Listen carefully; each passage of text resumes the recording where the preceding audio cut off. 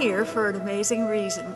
I was sitting at my office in May of 2004, and the phone rang, and the lady said, "Don't hang up, this is not a crank call."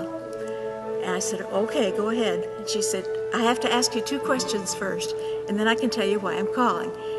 So I said, "Go ahead." She said, "Do you smoke?" I said, "No."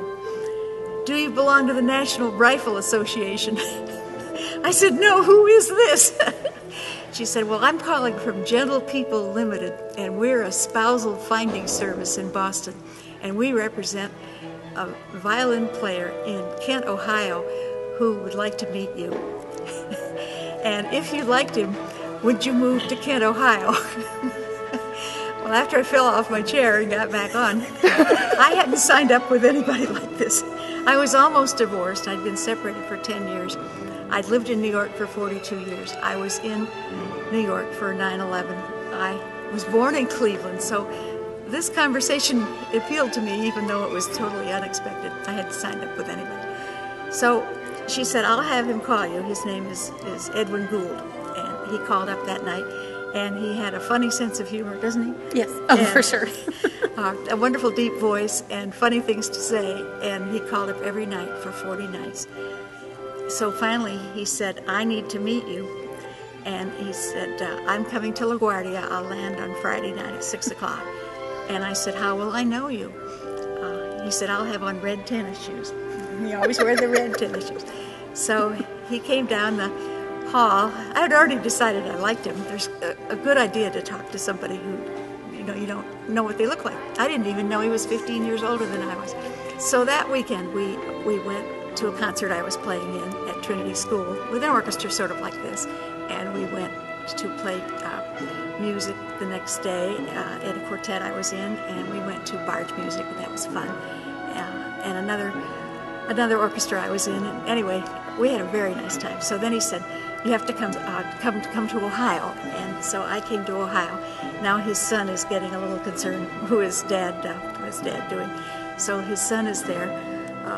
Anyway, by the middle of July, I was totally convinced that this was the right thing to do. Now I have a daughter, and she was in Africa with Jane Goodall, and when she heard I was moving to Ohio, she called up and she said, Mom, what are you doing?" Off your rocker. Anyway, I moved here in July of 04. We got married in September of 05. It's been the best 7 years of my life. I've just thoroughly enjoyed it, and we play chamber music at our house every Sunday night, and then I joined the Still Orchestra, and I just had a lovely, lovely time here.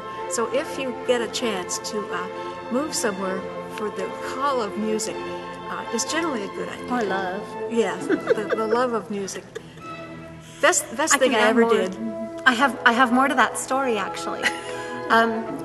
I was not part of the Ohio Viola Society, but a friend of mine was. She invited me to a function that all the violists were getting together and playing symphony music like this. And while I was there, I met a very nice gentleman who was working at Kent State University named Edwin Gould.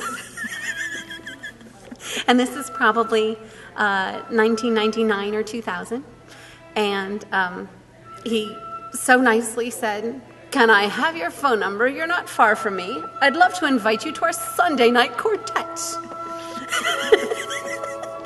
And I said that would be great. And so I came to a few of his quartets, not very many, and his late wife, offered us tea and biscuits afterward. It was just so sweet, and it was so much fun.